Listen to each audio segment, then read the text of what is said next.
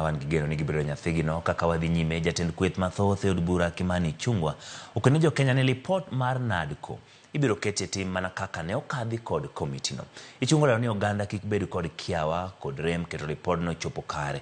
Ichung'wah nyiero moko kuom kweth maketo piny owacho tesre ni Kenya kwanza panjo ni keto lipod no e tim. The NADCO report as adopted by Parliament will be implemented, and we have all the goodwill to implement that report in the manner it was passed. We have already published bills. The IEBC bill to reconstitute a new commission is already published, and as soon as we reopen Parliament in another 1 week, we shall begin work on that bill and all the other bills that we have published.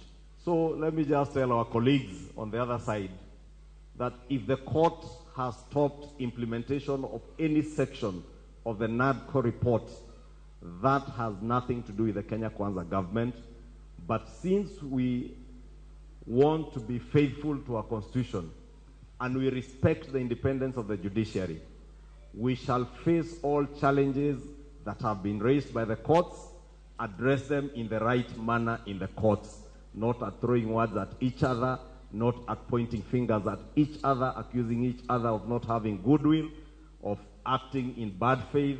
And I want to assure them that we shall continue to act in good faith